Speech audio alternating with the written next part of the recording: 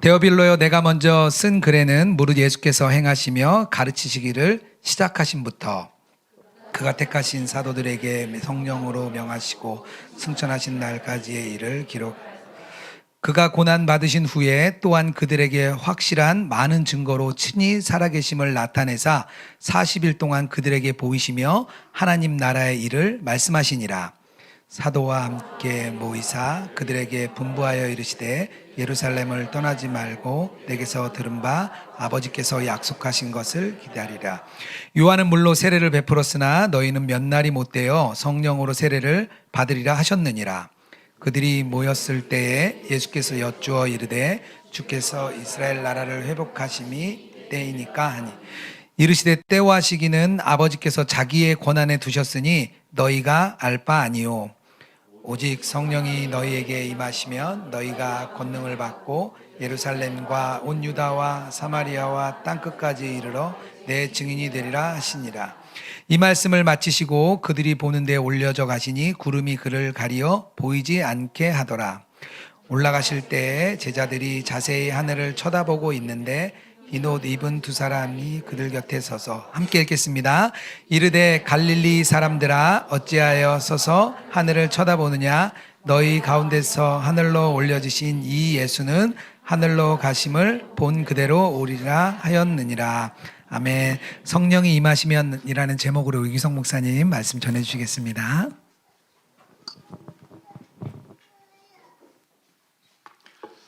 자, 2024년 새해 우리 로그인 교회 모든 성도들 또 전국에 또 전 세계 열방에 있는 모든 성도들 오늘 예배 현장에 오신 여러분 모두에게 아주 특별한 주님과의 은혜, 동행의 은혜가 있기를 축복합니다.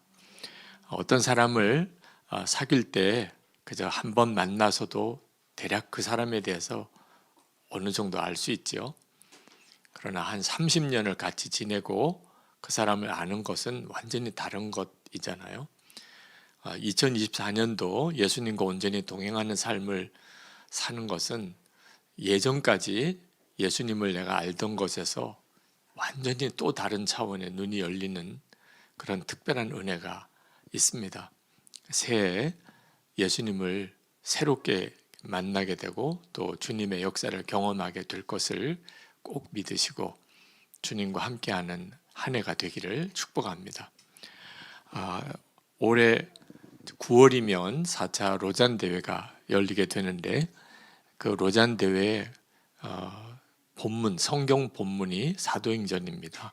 그래서 매일 사도행전 강해가 진행이 되는데 이 로잔 대회를 한국에서 열게 되는 일을 계기로 한국 교회가 연합으로 공동 설교를 사도행전으로 하자. 그래서 이 일이 참 놀랍게 진행이 되어 오늘 첫 주일에 사도행전 강해 설교를 하는 교회들이 굉장히 많습니다. 저도 그 일에 함께 하고 싶어서 2024년 한 해 사도행전 강해 설교를 하게 됩니다. 아마 교회는 다 다른 교회에 가서 설교를 하게 될 것 같습니다. 그러나 본문은 사도행전을 이어가면서 그렇게 설교를 하려고 합니다. 이 사도행전은 예수님과 동행하는 성도들에게 있어서는 대단히 소중한 성경입니다. 아마 올 1년 동안에 아주 정말 특별한 은혜를 저 개인적으로 또 우리 예수님과 동행하는 성도들이 다 받으실 거라고 확신합니다. 이 사도행전은 누가가 데오빌로라고 하는 아주 직분이 이렇게 높은 직분에 있는 어떤 아주 신실한 성도에게 쓴 편지입니다. 그 편지의 내용은 정말 예수님께서 부활하셔서 승천하신 다음에 다시 교회 공동체 안에 성령이 임하실 때 오셔서 예수님께서 교회와 함께 복음을 전하는 그 역사를 친히 행하셨다 하는 아주 구체적이고 또 아주 역사적인 그런 기록한 책입니다. 그래서 그냥 소문만 떠도는 것들을 이렇게 잡다하게 모은 정말 전설 따라 삼천리 같은 그런 책이 아닌 거예요. 굉장히 정확하고 사실에 근거한 책인데 예수님께서 이제는 영으로 모든 성도들과 함께 교회와 함께 하셨던 구체적인 기록입니다. 그런 뜻에서 이 사도행전은 지금 우리 모든 교회 또 로그인 교회에 와도 맥이 다 연결되어 있는 거죠. 그래서 실제로 그런 표현을 씁니다. 지금 우리는 사도행전 29장을 쓰고 있다고. 사도행전은 28장으로 끝나지만 실제로 지금 우리들의 교회, 우리들의 삶이 그대로 사도행전 29장이라고. 그건 이제 앞으로 우리가 사도행전을 읽어가면서 아마 우리가 더 분명하게 알게 되고 또 우리의 삶에 보는 눈이 달라지게 될 거라고 확신합니다. 예수님께서 승천하시면서 제자들과 성도들에게 아주 놀라운 약속을 하셨습니다. 4절에 보면 예루살렘 떠나지 말고 내게서 들은 바 아버지께서 약속하신 것을 기다리라. 성령이 오시는 것에 대한 약속을 하셨습니다. 8절에 보면 오직 성령이 너에게 임하시면 너희가 권능을 받고 예루살렘과 온 유대와 사마리아와 땅끝까지 이르러 내 증인이 되리라 하시니라. 이 약속을 하셨는데 오순절에 마가다락방에 성령이 임하심으로 예수님의 이 약속이 그대로 성취가 됩니다. 그리고 이제 사도행전이 시작이 되는 거죠. 제자들에게 성령이 임하시고 난 다음에 모든 것이 달라지기 시작합니다. 우선 제자들이 담대하게 예수님의 부활을 전하게 된 겁니다. 죽음이 두렵지 않는 담대함, 성령이 임하시게 되었을 때 나타나는 놀라운 변화입니다. 그리고 말씀을 듣는 예루살렘의 시민들이 완전히 달라졌습니다. 바로 얼마 전까지만 해도 예수님을 십자가에 못 박으라고 소리 지르던 사람들이었습니다. 그런데 사도들이 자기들이 십자가에 못 박은 예수님이 그리스도라는 사실을 전할 때, 그리고 그분이 부활하셨음을 증거할 때 정말 사람이 그렇게 달라질 수 있을까 싶을 만큼 회개하고 주께로 돌아왔는데 하루에 3,000명씩 5,000명씩 그렇게 주께로 돌아오는 역사가 일어났다는 겁니다. 교회는 이렇게 시작이 되었습니다. 그리고 열방에 복음이 전해졌고 지금 한국에 우리에게까지 이렇게 복음이 전해진 거죠. 사실 지금도 우리는 역시 사도행전 이후의 시대를 살아가고 있는 겁니다. 사도행전의 핵심 메시지는 사도들의 복음 전하는 내용의 기록이 아닙니다. 엄밀히 말하면 사람의 눈에 보기에는 그렇습니다.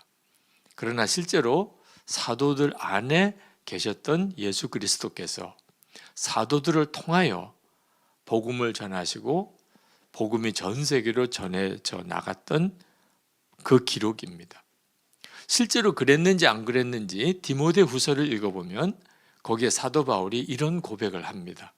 디모데후서 4장 17절에 주께서 내 곁에 서서 나에게 힘을 주심은 나로 말미암아 선포된 말씀이 온전히 전파되어 모든 이방인이 듣게 하려 하심이니 내가 사자의 입에서 건짐을 받았느니라. 사도 바울이 분명하게 그렇게 고백하고 있습니다. 주께서 하셨다고. 그리고 그 주님은 부활 승천하셔서 저 하늘에 계신 어떤 분이 아니고 바로 자기와 함께 계셔서 자기에게 힘을 주시고 그리고 그 말씀이 전파되어 이방인들이 구원받게 하시고 그런 과정에서 자기가 사자의 입에서 건짐을 받는 역사도 있었노라고. 그러니 사실 사도행전은 부활하셔서 우리와 함께 계시는 예수님의 역사인 거죠. 지금 우리도 사실 마찬가지입니다.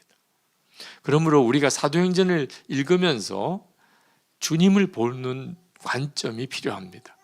사도행전의 모든 기록 속에 예수님은 어떻게 역사하셨나, 그리고 동시에 지금 내 삶 속에 오늘 하루의 내 삶에서 주님은 어떻게 역사하셨나, 나에게 어떻게 말씀하시고 내 삶 속에 어떻게 일하시고 계신지를 우리가 주목해 보면 매우 흥미롭고 너무나 은혜롭고, 그리고 우리의 주님을 향한 믿음의 문이 놀랍게 열리게 됩니다. 그래서 사실 예수 동행 일기를 쓰고 있는 거죠. 주님이 우리 가운데 역사하신 그 주님의 역사를 우리가 기록으로 남겨보려고 하는 겁니다. 제가 성지순례를 갔다가 그 로마에 있는 지하 공동묘지인 카타콤에 갔었습니다. 그 규모나 그 깊이나 뭐 엄청났어요. 그냥 말로는 들어서 알지만 실제로 가보는 것과는 그건 완전한 차이가 있었습니다. 로마에 있는 기독교인들이 예수를 믿게 됨으로 인하여 받게 되는 핍박, 모든 재산을 다 빼앗기고 심지어 목숨까지 잃어야 되는 상황에서 그들이 그 지하 무덤 속으로 파고 들어온 겁니다. 그 지하 무덤 속에서 무려 그들은 300년 가까이를 지납니다. 313년 로마의 콘스탄틴 황제가 기독교를 국교로 공인하는 그때까지 그들은 지하 무덤 속에서 살아야 했습니다. 당시에 로마의 인구가 100만 정도를 헤아린다고 하는데 그 카타콤에 묻힌 시신의 수가 200만 구를 넘어 있으니 얼마나 많은 사람이 그 지하 무덤 속에서 살다가 거기서 죽었는지, 그렇게 하면서까지 믿음을 지킬 수 있었던 힘이 어디에서 온 걸까요? 하나예요. 주님이 그들과 함께 하셨던 거죠. 그들의 삶 속에 주님이 함께 하시지 않았다면 사실 설명할 수 있는 방법이 없는 거예요. 안타깝게도 많은 성도들이 예수님이 정말 자기와 함께 하시는지에 대한 확신을 갖지 못하고 있습니다. 예수님이 왜 자기는 만나주지 않으시는지, 왜 자기와는 함께 하지 않으시는지, 왜 내 기도는 들으시지 않으시는지 답답해합니다. 그리고 막연하게 하늘을 쳐다봅니다. 물론 상징적인 의미가 있는 거죠. 하나님의 은혜의 역사가 위로부터 올 것을 생각하는 거죠. 이런 믿음의 수준에서 이제 벗어나야 합니다. 예수님께서 부활 승천하셨을 때 9절에 보면 구름이 그 승천하시는 예수님의 모습을 가리워서 예수님을 보지 못하게 했다고 말씀하고 있습니다. 그건 굉장히 영적인 의미를 가지고 있다고 생각이 듭니다. 다시 말하면 더 이상 막연하게 하늘만 쳐다보는 그런 믿음, 이제는 벗어나야 한다는 거죠. 10절에 보면 하늘만 쳐다보는 천사들에게 11절에 이렇게 말합니다. 갈릴리 사람들아, 어찌하여 서서 하늘을 쳐다보느냐? 너희 가운데서 하늘로 올려지신 이 예수는 하늘로 가심을 본 그대로 오시리라. 이 말씀은 우리에게 굉장히 중요한 도전을 하고 있습니다. 예수님은 저 하늘 어디에서부터 우리에게 역사하시는 분이 아니라는 겁니다. 지금 우리 안에 와 계시다는 거예요. 예수님은 지금 우리의 가정 안에 주님이 우리와 함께 하시고, 우리가 함께하는 교회 안에 있고, 내가 매일 살아가는 내 삶의 일터 속에서 우리와 함께 계십니다. 그 점에 대하여 우리가 분명한 믿음을 가져야 합니다. 우리의 일상의 삶 속에서 우리는 주님을 만나야 하는 거죠. 예수님은 5절 말씀에 성령으로 세례를 받으리라 그렇게 약속하셨어요, 제자들에게. 8절에 보면 성령이 임하시면 권능을 받을 것이라 그렇게 말씀하셨습니다. 제자들에게 주신 말씀이지만 그대로 우리에게 주신 말씀입니다. 성령으로 세례를 받을 것이라. 너희가 성령을 받으면 너희가 권능을 받을 것이라. 한 가지 분명한 것은 제자들 당시와 지금 우리가 상황이 뚜렷이 달라진 게 있다는 겁니다. 그것은 이 말씀을 들을 때 제자들의 상황은 성령이 임하시기 전이었습니다. 그런데 지금 우리는 성령이 임하신 이후의 시대를 살고 있다는 것입니다. 이건 정말 우리에게 있어서 말할 수 없는 은혜입니다. 우리는 성령으로 세례를 받을 것이라, 또 성령이 임하면 너희가 권능을 받을 것이라고 하는 말씀이 실현된 시대에 살고 있는 거예요. 어떤 사람에게는 그 말씀이 실현되고 어떤 사람에게는 실현되지 않은 게 아닙니다. 예수를 정말 믿었다면, 예수님을 영접했다면, 자기의 죄, 자기가 죄인인 것을 분명하게 고백하고, 그리고 회개하고, 그리고 예수님을 자신의 속죄주로, 그리고 자신의 생명의 주님으로 영접했다면 모든 그리스도인들 다 성령으로 세례를 받고, 그리고 성령이 그에게 임하여 권능을 받았다는 거예요. 어느 목사님 한 분이 그 교인 중에 한 자매가 영국으로 유학을 간 자매 이야기를 하셨어요. 그 자매가 영국에서 유학을 하면서 소위 유학생들이 늘 겪는 향수병에 걸렸습니다. 정말 집에 가고 싶고, 엄마 아빠 보고 싶고, 다니던 교회 가고 싶고, 친구들 만나고 싶고, 한번 그런 마음이 들기 시작하니까 견딜 수가 없는 거예요. 그래서 목사님에게 전화도 하고, 돌아갈래요, 돌아가고 싶어요, 울면서 집에도 그러고. 목사님들도 큰 걱정이에요. 유학 갈 때 그렇게 기도하고, 그리고 청년부에서 축복해주고, 그러고서 떠났는데 이게 향수병 때문에 다시 돌아오는 것은 하나님도 기뻐하는 일이 아니고 그 자매에게도 유익하지 않잖아요. 극복은 하기는 해야 되겠는데 그건 뭐 극복하라고 해서 될 문제도 아닌 거죠. 그런데 이 자매가 어느 날 자기가 묵고 있는 그 집에 영국인 그 주인이 어디 여행을 가게 되면서 혼자서 집에 있게 되었습니다. 그렇게 기도하고 싶고 찬양하고 싶어도 사실 남의 집에서 이렇게 사는 입장에서 쉽지 않았는데, 이제 집에 혼자 있으니까 거실에 나와서 하나님 앞에 막 소리를 지르면서 기도를 했던 거예요. 하나님, 나 더 못 견디겠어요. 나 진짜 집에 가고 싶어요. 엄마 보고 싶어요. 아빠 보고 싶어요. 나 한국에 있는 교회 가서 한번 좀 제대로 예배 드리고 싶어요. 친구들 만나고 싶어요. 나 유학이고 장래고 아무 상관없어요. 견딜 수가 없어요. 그러면서 막 소리를 지르는데, 그렇게 소리 지르다가 방언이 터진 거예요. 갑자기 울고불고 기도하다가 방언이 터지는데, 그때부터는 자기 감정과 생각이 아니었다는 거예요. 울면서 방언하고 소리 지르다가 또 기도하고, 그러면서 찬양이 나오기 시작한 거예요. 마음이 완전히 달라지더래요.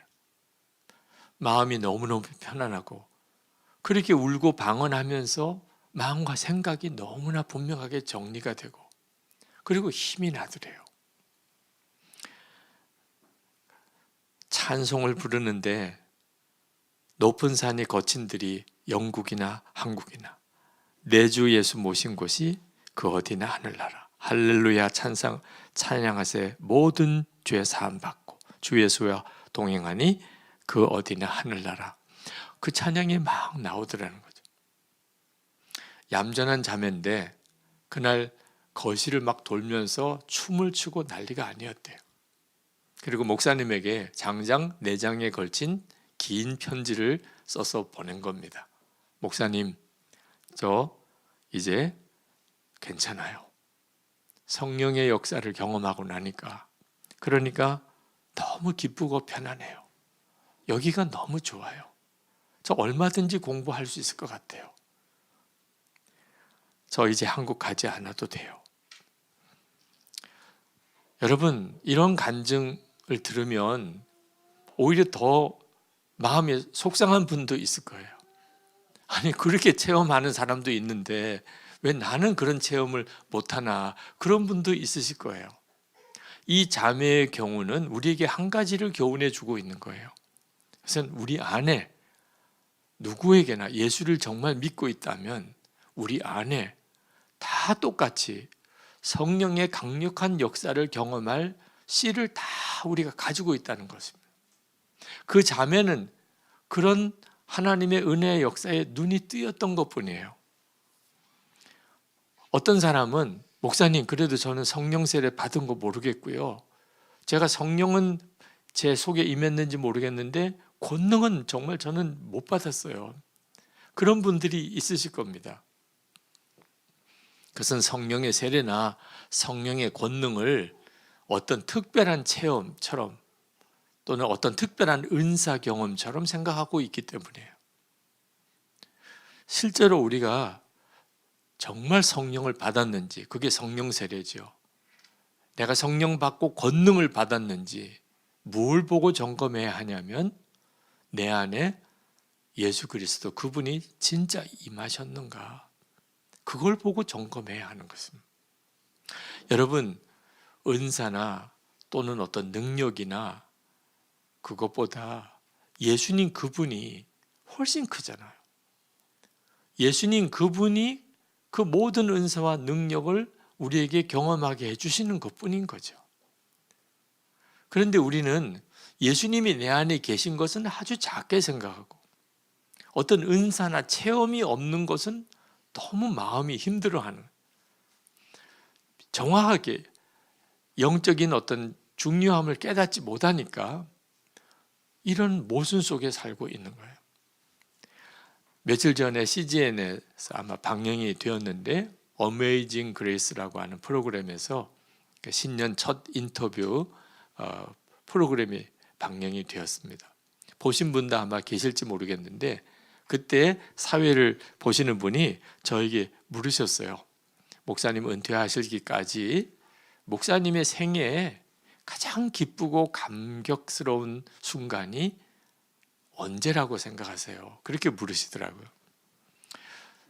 물론 제가 지금까지 지내오는 동안에 좋은 일이 얼마나 많았겠습니까? 그 중에서 가장 감격스럽고 감동적인 순간을 꼽으라고 한다면 언제일까? 근데 금방 제 마음에 답이 왔어요. 고린도전서 12장 3절 말씀을 깨달았을 때예요. 고린도전서 12장 3절 말씀이 그러므로 내가 너에게 알리노니 하나님의 영으로 말하는 자는 누구든지 예수를 저주할 자라 하지 아니하고 또 성령으로 아니하고는 누구든지 예수를 주시라 할 수 없느니라. 이 말씀을 하신 이유는 고린도 교회 안에 성령의 은사가 굉장히 강하게 나타났는데 그것 때문에 교인들끼리 서로 내 은사가 크다, 내 은사가 더 놀랍다, 서로 비교하고 그리고 서로 자랑하고 그것 때문에 다툼이 생긴 것입니다. 은사나 체험이 참 강력하고 우리에게 필요하지만 그러나 더 중요한 것을 깨닫지 못하면 이런 어처구니 없는 일이 벌어지기도 한다는 거예요. 그것 때문에 사도 바울이 이 말씀을 하고 있는 겁니다. 어떤 은사, 어떤 능력이 큰가? 예수님을 주님이라고 고백할 수 있다면 그 사람 속에 성령이 계신 것이다. 성령이 아니하고는 어느 누구도 예수를 주라고 할 자가 없다. 아니, 어떤 은사가 크겠어요? 성령께서 내 안에 계신데 모든 논쟁, 어떤 은사가 크냐 하고 한 논란이 한순간에 다 의미 없는 것이 되어버리는 말씀입니다. 성령님이 계신데 방언 받은 분도 또는 예언하는 분도 또는 신유의 은사를 가진 분도 기적을 행하는 은사를 가진 분도 다 똑같이 그 마음속에 성령님을 모시고 계신 것이 그게 모든 은사 받은 사람들의 공통점이라. 근데 뭘 도대체 시기하고 질투하느냐? 제가 그 말씀에서 가장 은혜 받았던 이유는 예수님께서 정말 제 안에 계신가 확실하고 의심할 수 없는 증거, 언제나 동일한 확신을 주는 증거, 그게 뭘까? 저에게서 너무나 궁금했었기 때문입니다. 저도 여러 가지 영적인 체험도 했고 은사 체험도 했고 은혜 받았던 순간들도 있었고 그렇지만 항상 그런 건 아니었어요. 어느 날은 너무 마음이 냉랭하기도 하고 어떤 때는 어떤 습관적인 죄에 무너지기도 하고 영적인 기복이 너무 심했던 거예요. 항상 주님이 나와 함께 계시다는 증거가 없을까? 그런데 그날 그 말씀 속에서 내가 예수님을 주님이라고 고백하고 있다면 항상 주님이 나와 같이 계신 거죠. 내가 아침에 눈을 뜰 때도 예수님은 나의 주님이고 밥을 먹을 때도 예수님은 나의 주님이시고 큰 시험이 닥쳤을 때도 큰 어려움이 왔을 때도 예수님은 여전히 나의 주님이라고 고백하는 것은 변함이 없잖아요. 그때부터 저는 예수님이 항상 나와 함께 계시는구나 의심 없는 믿음이 생기게 된 겁니다.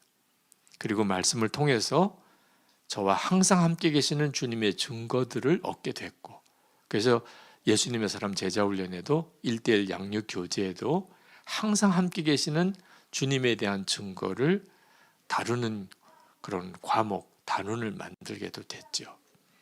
요한일서 4장 15절에 누구든지 예수를 하나님의 아들이라 시인하면 하나님이 그 안에 거하시고 그도 하나님 안에 거하느니라.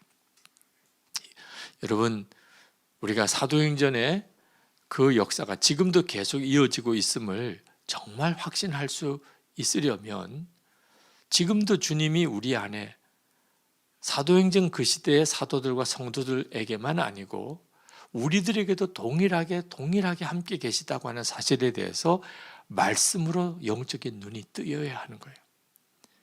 그러면 교회만 아니고 가정에서도 또는 혼자 있을 때도 우리는 주님과 동행할 수 있게 되는 겁니다. 제자들은 3년 동안 예수님과 함께 살았지만 그러나 실제로 능력 있는 삶을 살지는 못했어요. 그런데 성령으로 예수님께서 그 제자들 속에 들어오시고 난 다음부터 그들은 정말 능력 있는 사도의 삶을 살게 됩니다. 그러니까 예수님과 늘 함께 있는 것이 좋아 보이지만 예수님과 육신으로 함께 있을 때는 제자들은 정말 문제가 많은 사람들이었어요. 그런데 예수님이 부활 승천하시고 난 다음에 성령으로 그들에게 임하시고 난 다음에 제자들은 완전히 달라졌어요.